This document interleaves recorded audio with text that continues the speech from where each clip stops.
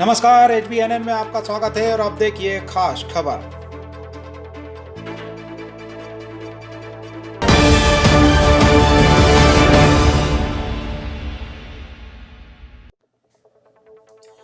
छत्तीसगढ़ प्रदेश के बिलासपुर जिले की सीमा वर्मा मिसाल बन गई हैं। सीमा ने बता दिया कि कोशिश करने वालों की कभी हार नहीं होती। सीमा वर्मा को पता नहीं था कि अपनी एक दिव्यांग सहेली की सहायता करने के लिए शुरू किया गया उनका एक प्रयास अब समाज सेवा में किए गए उनके कार्यों का पोर्टफोलियो बन जाएगा। दरअसल बिलासपुर के बिनोबा नगर में रहने वाली सीमा वर्मा ने 1 रुपये मुहिम शुरू की थी। सीमा ने यह मुहिम 10 अगस्त 2016 को शुरू की। इसके बाद 1-1 रुपये जोड़कर उन्होंने अब तक 33 बच्चों की फीस जमा की और जब तक बच्चे 12वीं पास नहीं कर लेते तब तक वह इन बच्चों की फीस जमा करती रहेंगी। अभी तक सीमा 13,000 से ज़्यादा बच्चों को स्टेशनरी का सामान भी उपलब्ध करा चुकी हैं। साथ ही बिलासपुर जिले के तालापारा गांव में 42 बच्चों को फ्री ट्यूशन भी पढ़ाती हैं। सीमा के इस जज्बे को देखते हुए यूपी के मिनिस्टर स्वामी प्रसाद मौर्य ने उन्हें सम्मानित किया। इतना ही नहीं, सीमा के नाम अब तक 40 से ज़्यादा सम्मान हो चुके हैं। इसके साथ ही सीमा को best women of the Chhattisgarh के नाम से भी सम्मानित किया जा चुका है।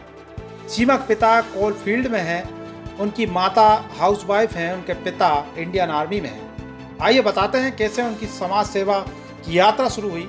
सीमा ने बताया कि जब वह ग्रेजुएशन में थी तब उनके साथ उनकी एक सहेली जो दिव्यांग थी, सीमा को उनको ट्राईसाइकिल दिलवाना चाहती थी। सीमा उनको ट्राईसाइकिल दिलवाना चाहती थी। इसके लिए सीमा ने कॉलेज के प्रिंसिपल से बात की। प्रिंसिपल ने कहा कि 1 सप्ताह बाद बात करेंगे। सीमा ने उसी समय ठान लिया कि वह उनकी सहेली की मदद जरूर करेंगी। उसी दिन वह पैदल मार्केट की कई दुकानों में घूमी।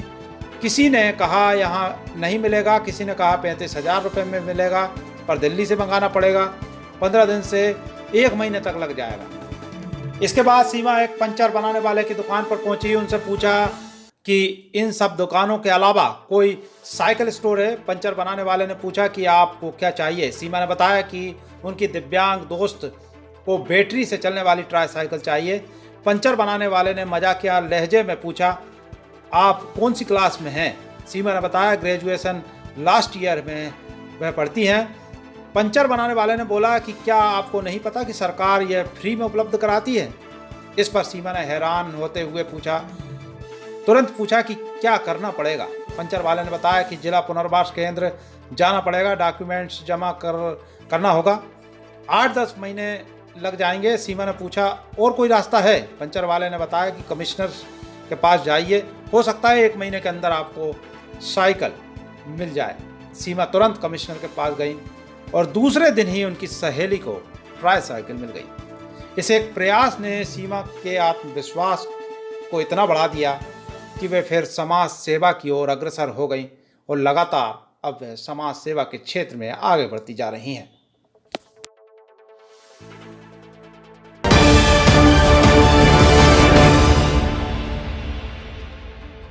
आज सुबह एक बड़ी दुर्घटना हुई है। तीसरी रेलवे लाइन के काम में लगी ट्रैक्टर ट्रॉली एक निर्माणाधीन ओवरब्रिज के नीचे पलट गई। इस दुर्घटना में एक युवक की मौके पर ही मौत हो गई है जबकि 2 घायल हुए हैं। रेलवे लाइन का काम कर रही कंपनी के 4 कर्मचारी साकेत गांव जा रहे थे। इसी दौरान निर्माणाधीन ब्रिज पर नाले में एक ट्रैक्टर ट्रॉली पलट गई। इस हादसे में तामिया निवासी गन्नू भोपा 22 वर्षीय युवक ट्रैक्टर के नीचे दब गया, जिससे उसकी मौके पर ही मौत हो गई है। जबकि इसी गांव के मुकेश धुर्वे और सुशांत मंडल जख्मी हो गए हैं।